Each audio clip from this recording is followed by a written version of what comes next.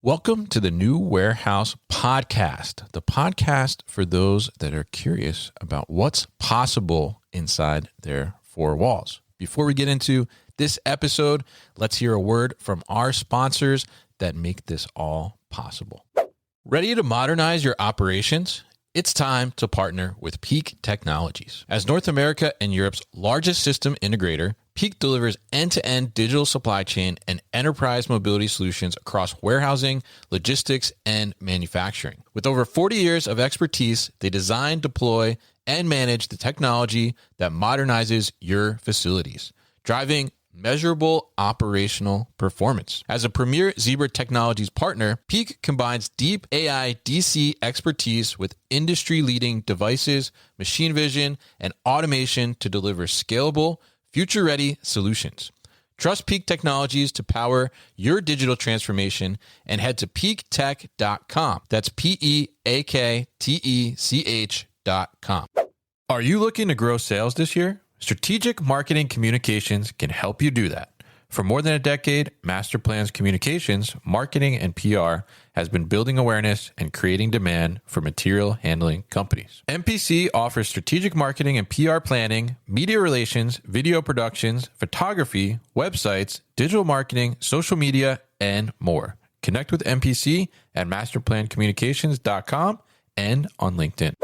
If you enjoyed this podcast and are looking for more content around warehouse automation, then check out TGW Logistics' new podcast, The Automation Journey. TGW is a customer-first, holistic warehouse automation company, and they understand that every journey of exploring, implementing, and maintaining automation looks different. In their podcast, they touch on all different topics and questions you may be facing right now. Whether you're brand new to automation or a seasoned vet, find the automation journey today on Spotify or Apple Podcasts.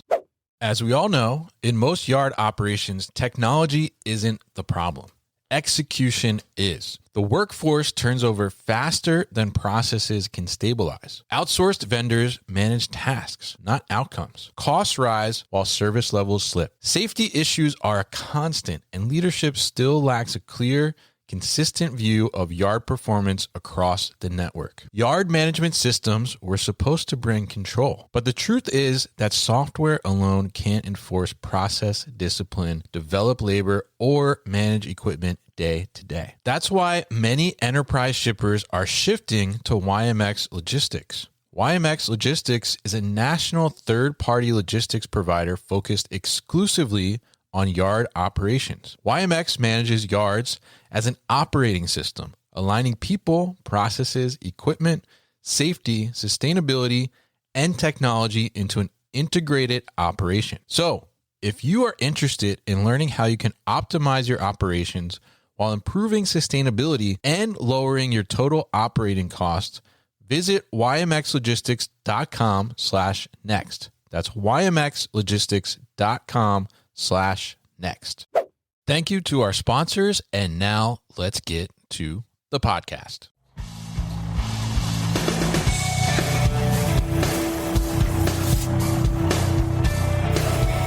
The New Warehouse Podcast, hosted by Kevin Lawton, is your source for insights and ideas from the distribution, transportation, and logistics industry. A new episode every Monday morning brings you the latest from industry experts and thought leaders. And now, here's Kevin.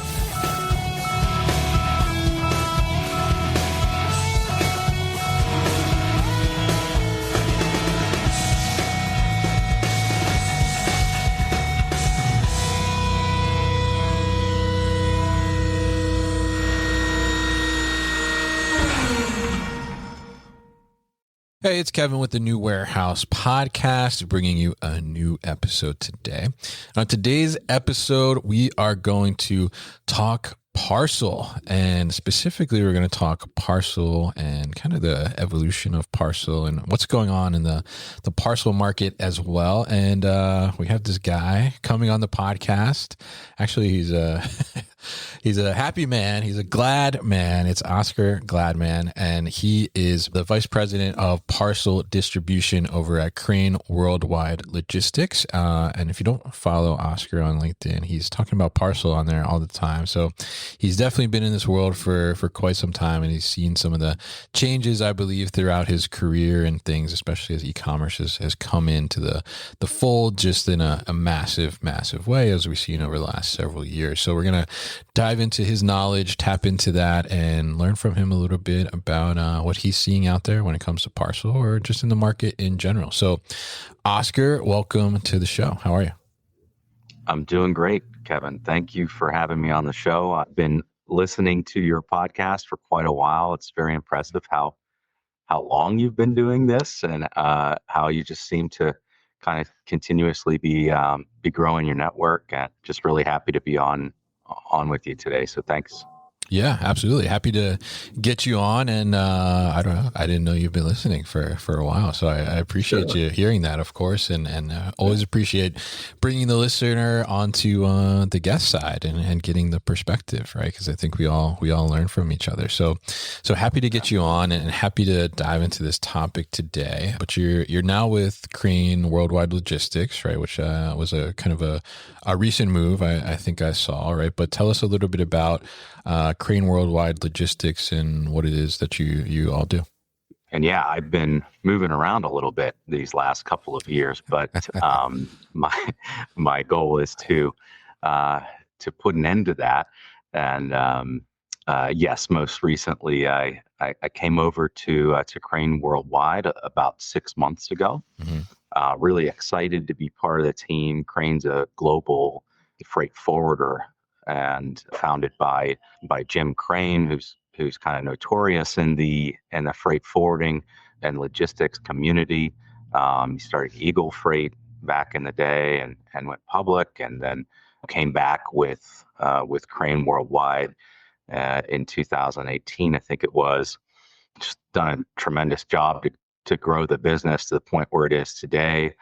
It's about $2.5 billion company, and Crane, of course, is very strong on the freight forwarding side, but also involved in contract logistics. Sure. And now taking it further downstream into direct consumer and e-commerce fulfillment. So really, trying to be a one-stop shop supply chain service offering. Yeah, I think it's really interesting to hear about Crane, and let's hear a little bit about your kind of history too, because you've been in the parcel game, I guess we'll say, for quite some time. So tell us a little bit about your experience there, and I think would love to hear too, kind of as you've gone through your career, specifically focused on parcel. Like, what have you seen, or some of the changes and kind of evolutions in that world over the years? Yeah, I've been in the parcel space for, I guess, 20 years now, a little over 20 years. So started with FedEx and started in sales. So I spent a lot of my career selling parcels or managing teams of people primarily during my time at FedEx, who were responsible for selling and taking care of our customers. So I spent 14 years at FedEx in various roles, moved around the country a couple of times, and ended up in Cleveland, Ohio. It was my last stop with FedEx, and it was here where I was responsible for our largest accounts in the enterprise sales space. So I managed a team of individuals that were responsible for a big part of the state of Ohio and the surrounding area. So a lot of my time spent there was supporting folks primarily in reviewing contracts, reviewing customer shipping data, and really trying to understand what kind of value FedEx could or could not provide in the situations that we were faced with. You asked a little bit about how have things changed. Sure. And Yeah. in 2005, when I started, it was not long after the RPS acquisition. So the FedEx acquired a company called RPS and turned it into FedEx Ground. Home delivery was a brand new service for FedEx at the time. Yeah. And I knew the team well, who was kind of standing it up, and they got a lot of weird looks that we were going to create a separate network just for delivering to residences because It's hard to believe now, right? Right. Yeah. It is. Yeah. Residential deliveries and direct consumer deliveries represented such a small part of the business when I started. That was really a business to business, proposition. And I mean, even I can remember walking into customers' docks and helping them try to convert from. We had these booklets with stickers in them that customers would peel off a barcode in this book, and they would put it on their package, and they would handwrite the address on the package and in this booklet. Yeah.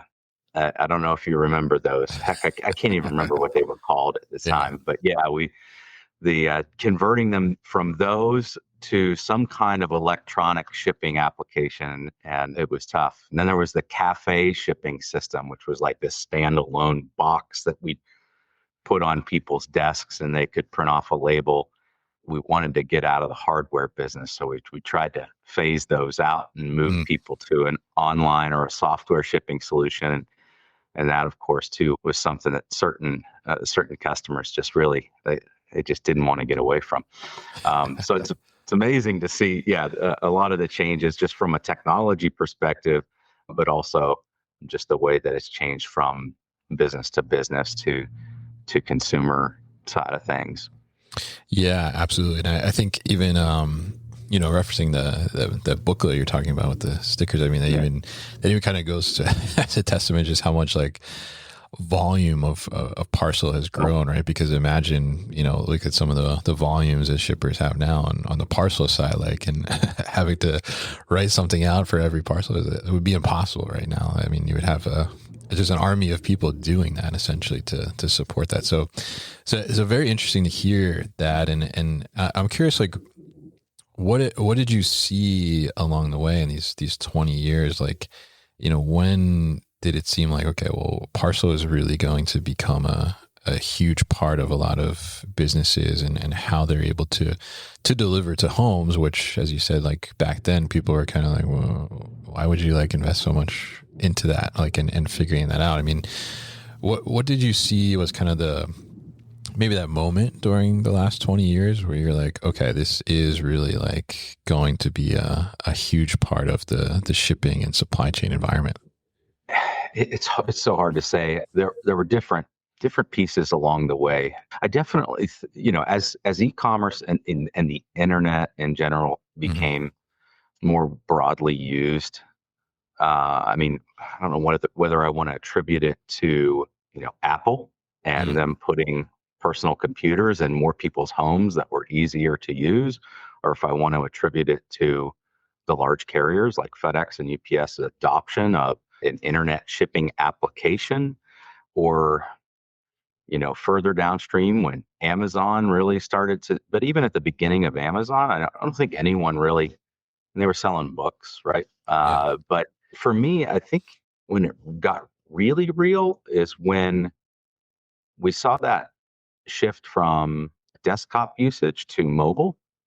I mean, we can all remember prior to when we were all carrying around our little Motorola and Nokia phones. And I thought the BlackBerry was really cool. But the more time people spent online, and this faster the speeds allowed us to be more productive, it definitely became apparent that, wow, this is the real deal.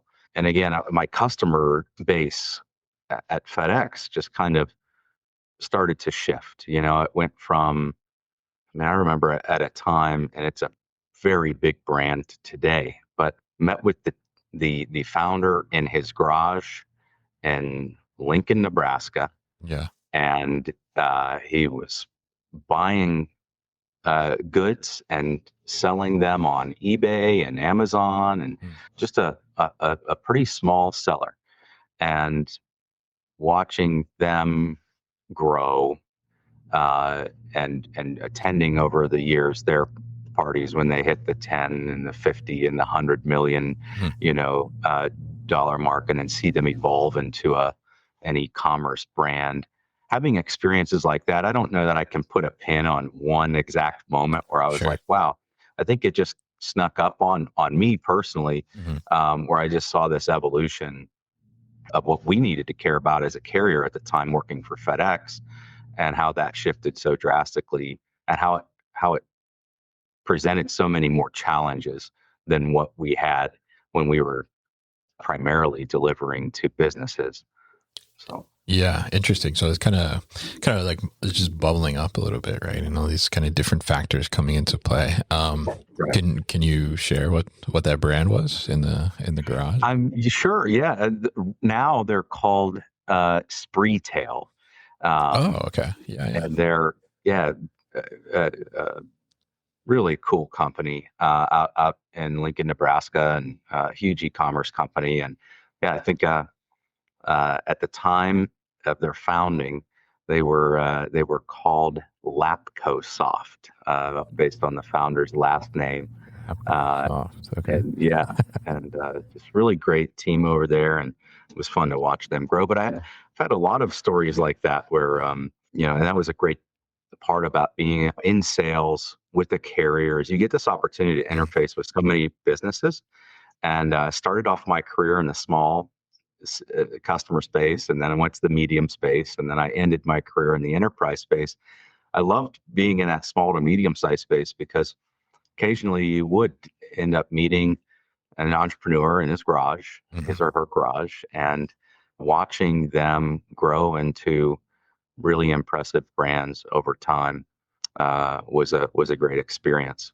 When I got to the enterprise space, most of the time they'd have, of course, already done their growing and already aware of who they were. But yeah. I mean, it's exciting to kind of see the build, right, and the rise a little bit, and kind of, in a sense be a part of that in some ways. So very interesting there. And if we fast forward now to looking back at 2025 here, I mean, what would you say the market looks like, or the landscape, and maybe in particular, I mean, impact from tariff situation, right? Which obviously is a big topic for 2025. I mean, what does like the parcel market look like, and what changes happened in 2025? Yeah, I see so much of the talk about it on LinkedIn, Sure. And in my network, and most definitely it's impacting the average e-commerce shipper and 3PL. In my opinion, I think, I mean, certainly the biggest tariff change that impacted e-commerce brands, or, and when I think of parcel transportation, I'm typically thinking of e-commerce or direct to consumer type of environment. De minimis was really the thing I think that's driving the most change. Yeah. And I think it's driving them, more pain on the inbound side. So more so than a U.S. outbound. This is my opinion. The average kind of small to medium sized brand e-commerce company in the United States, has a pretty wide audience to sell to and to grow into before they start to move into international markets. And so I don't know how dramatically I'm personally not working with any clients currently that were dramatically impacted by even the de minimis, changes. But certainly on the inbound side, I think, shippers outside of the United States that are looking to capture the U.S. consumer, has been a big impact on that side. I think we'll start to see those companies that were doing a tremendous amount of volume into the United States continue to do what I think they had already planned on doing anyway, which is getting it closer, getting it inside, getting the goods inside the United States and distributing them there. But all in all, it's been something that I think has just been so much noise. It seemed like for a while there, everything was changing like every 3 weeks, and it threw a lot of folks into a tough spot, just researching Sure. what paperwork they needed to fill out and who they needed to talk to and just how to be compliant. I feel like, CBP didn't even know the rules that they were supposed to enforce on those days for a while there. Mhm. I feel like it's kind of, calmed down a little bit now, and we can just deal with the new tariff rates that are in place or the different things that have expired. But for me, I think it's important that it's consistent more than, fair. Seems to me the consumers and the sellers can kind of figure out a way to still transact business if they need to. But if the constant change is really what drove a lot of the pain with folks that I talked to anyway. Yeah, absolutely. And that's certainly, what I've heard too is just like, it's kind of, all the change and the uncertainty, I think, is probably like the word of 2025, right? Is, if you could just tell us, like, what is it going to be? Like, we can plan around that. But if you say it's going to be this and then you change it a month later, then how can we plan around that, right? So, I think that's part of the challenge there. So it's so interesting to hear from that perspective. And now, there's been a lot of discussion in the last couple of years, and probably even more so in 24, 25, around kind of these kind of smaller parcel carriers, these startups rising up, and also, there's been a lot of shift in the market from what I've seen, and with the big players like the FedExes and the UPS, USPS too, as well. As a lot of discussion there and how that volume is changing and shifting around a little bit, and obviously Amazon having a big impact on that too, with them building out their own kind of infrastructure and delivery infrastructure. So what are your thoughts on kind of these smaller parcel carriers that are coming up, like the Unis or the Vihos of the world? Are you seeing that they're going to have long-term success? And, is there potential that someone will ever challenge like a UPS or FedEx for these kind of top parcel carrier spots? We'll be back after a quick break. Ever feel like a consultant doesn't know what they're talking about when it comes to operations? You need someone that knows what you're dealing with. That's the experience that today's sponsor, the Breckham Group, brings to the table. Built by operators and engineers, they help you bridge the gap between strategy and execution inside your distribution center. Learn more about how their proven framework called Precision Supply Chain Operations can bring faster performance, greater efficiency, and real ROI at breckhamgroup.com. That's BRECHAM group.com. It's a great question, and I wish I knew the answer. I have my opinion. we can make some good investments if you knew the answer, Yeah, we could. Yeah. I think my mind has changed so much on this so many times, kind of since it became a popular topic, that it's likely to change again 3 or 4 more times. So don't hold me to anything I'm going to say today. I'll just That's give okay. you We're just putting it on tape. It's okay. So yeah. No, we'll see.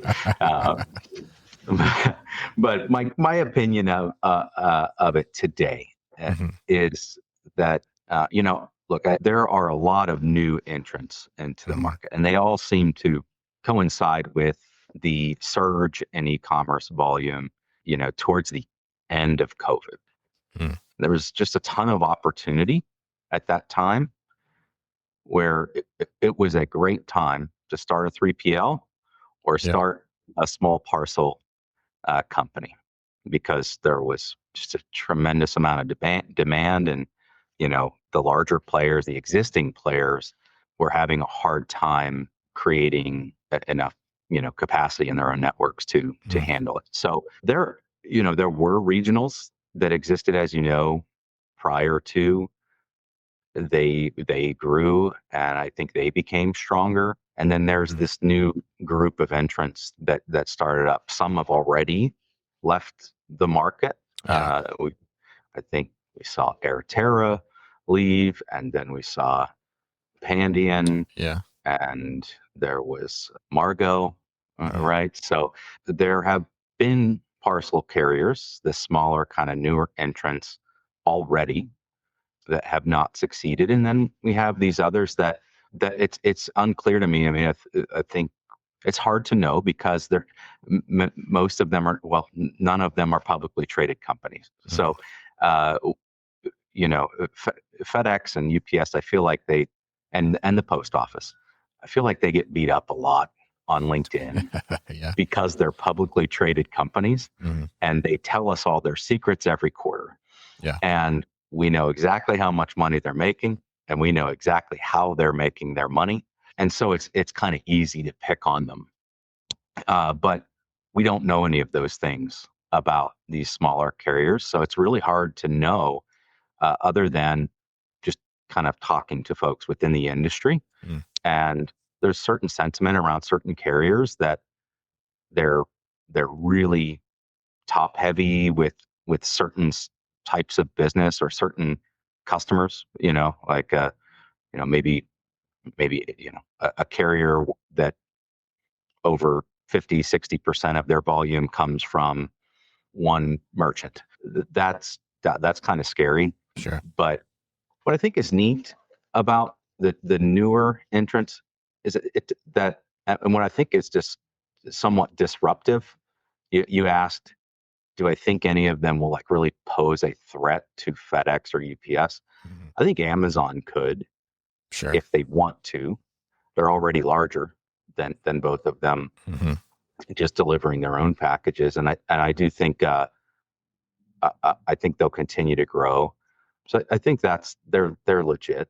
Um, the smaller regionals, I think they will continue to be a, a thorn, at least in the side of the national carriers, because there are certain things, certain levels of service that they can provide, and certain ways they can do it that the nationals just can't. Mm. One thing that's really tough is to watch a new regional pop up, and they service the most obvious metros, Yeah. right? The most densely populated areas, and they only will pick up 1 to 10 pound packages, Mhm.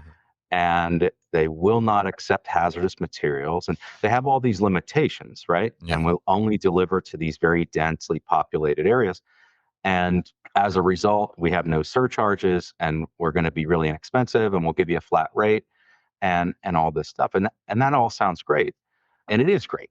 But they're cherry picking. The Sure. first thing I always ask a regional when they come to me and their biggest selling point, I get it all the time from the sales reps. I think they've finally stopped, saying, hey, we're not like UPS. We don't have surcharges and we don't do this. We don't do that. And I always ask them, okay, guys, I got to ship a 70-pound transmission to the middle of South Dakota. How Mhm. much would that cost with your company? Yeah. And they're like, yeah, we just won't pick it up. Well, right. So I think it's okay for FedEx or UPS to establish a surcharge Yeah. in the event they have to pick it up. So, but what I think is interesting about these some of these newer players, I got a topic there, is many of them are using gig delivery partners. Sure. And I think that's one challenge that is interesting to me, Mm. to see how that evolves. And I do think that is troubling when you think about just the labor force of UPS in particular. For them, Mhm. that's I think a real challenge. For FedEx, probably lesser of a challenge, but I do think it's a challenge for them. And so we know that DoorDash and Uber, so some of the larger gig providers are getting into the space, Mhm. and I think they could be very, very disruptive to a UPS or a FedEx. They don't have these big infrastructures that are very Right. expensive to run, and I don't know. I think there's a chance that if those companies are successful enough at it, along with all the other providers, that FedEx and UPS probably need to make a decision about like what, and I think we're seeing them do that, where Mhm. they're getting a little pickier about the business that they want and focusing on the kind of higher value and less commoditized, Mm. parts of the business, things that are over 10 pounds, because everybody can, play in that space. And outside the metros, I think they may have to kind of strategically shrink before they grow again. But again, I meet with I meet with FedEx and UPS and all these carriers a lot. Sure. So please, FedEx reps and UPS reps and managers and directors,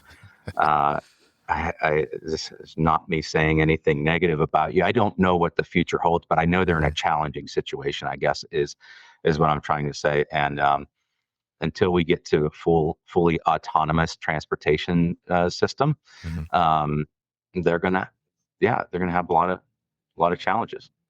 Yeah. And I think it's really interesting because, as you noted there a couple of times, I think that in order to build out that network, right, and that scale that they have takes time and obviously takes a lot of resources and capital specifically to do that. But it's also interesting.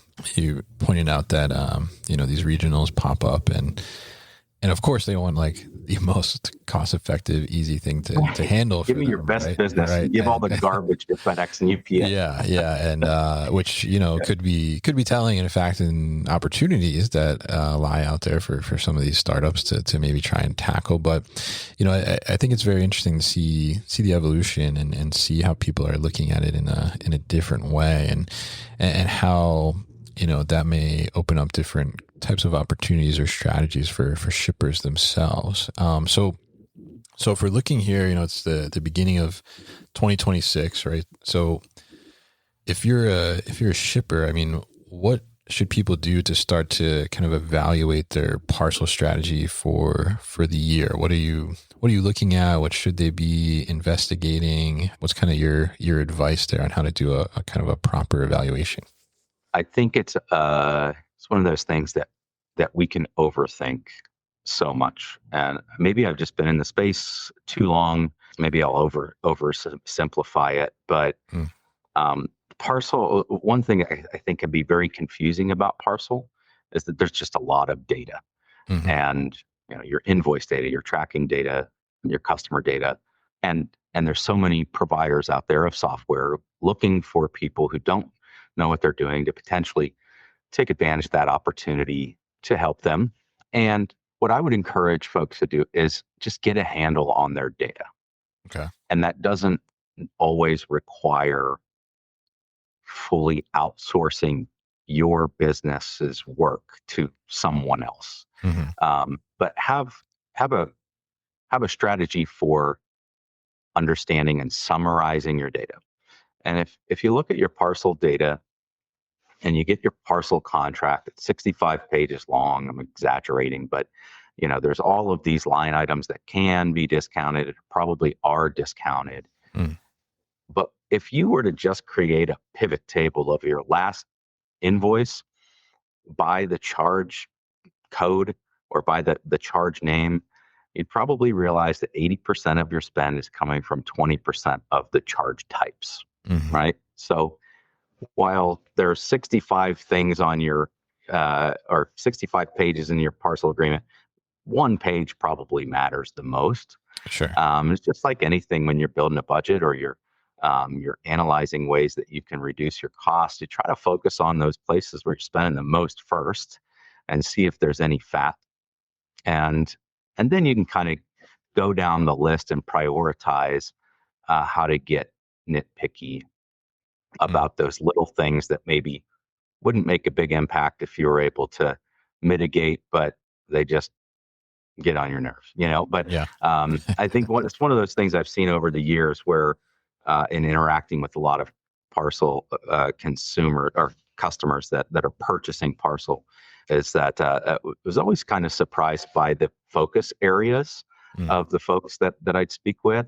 When I looked at their data and I heard what they asked for, those two things didn't always line up, and I think sometimes parcel carriers expect that and rely on that as a way to not have to come to you directly and say, hey, did you realize your top 10 spend category areas are?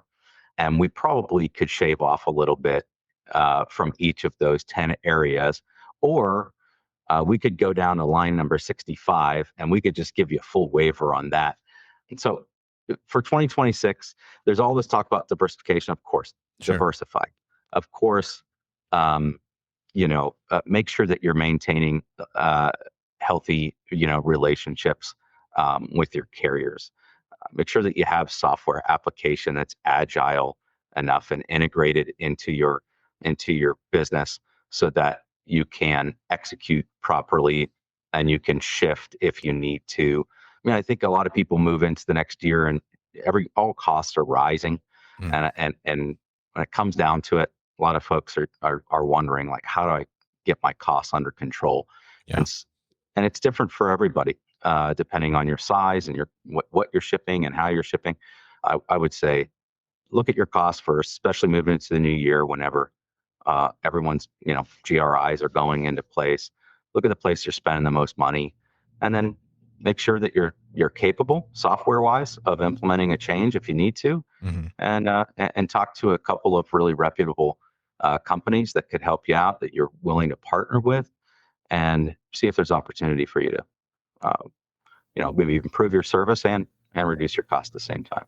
Yeah, absolutely. And I think that's great advice there. And I love the data forward approach, right? I think that's always smart, whether it's from parcel perspective or other perspective, you're looking for improvement to really get that data under control and understand it yourself, as you mentioned in there, and leverage somebody if you need to, but understanding yourself too kind of gives you that great visibility that you were talking about there. So last question here. So for you in particular, I mean, what is kind of top of mind for you in 2026 around parcel? Like, what's something that you're really watching or you're really trying to figure out? What's the number one thing on your mind?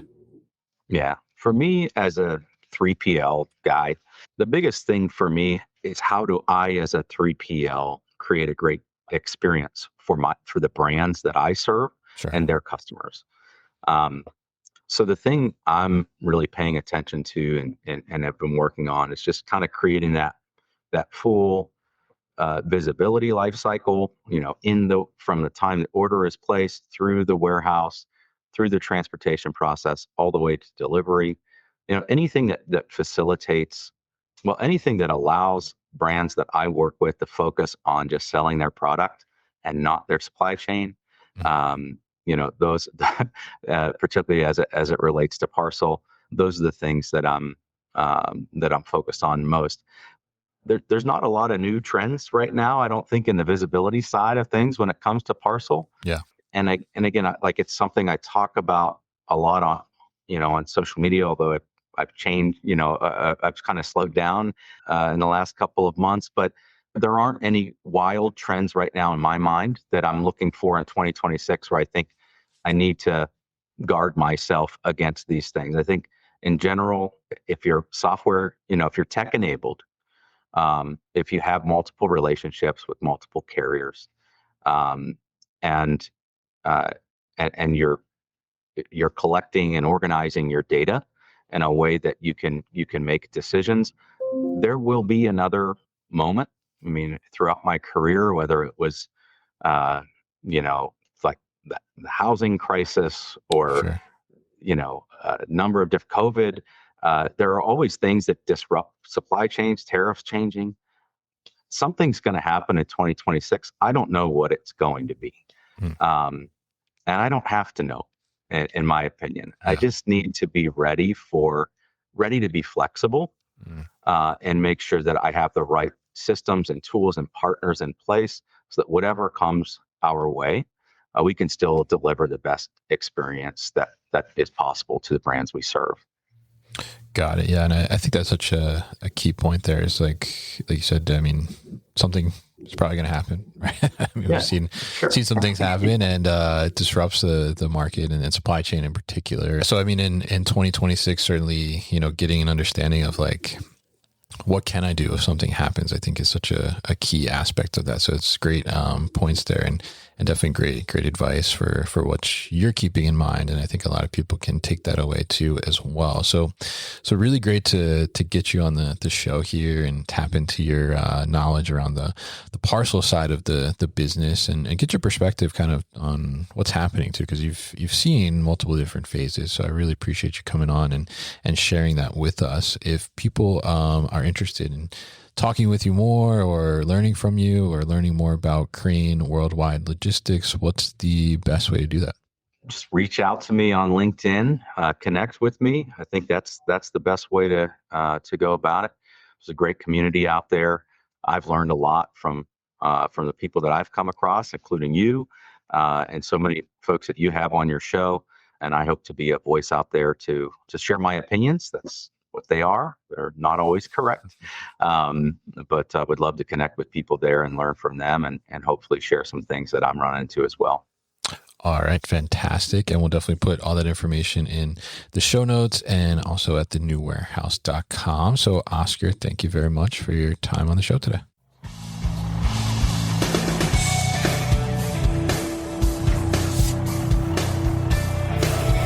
You've been listening to the New Warehouse Podcast with Kevin Lawton. Subscribe and check us out online at thenewwarehouse.com.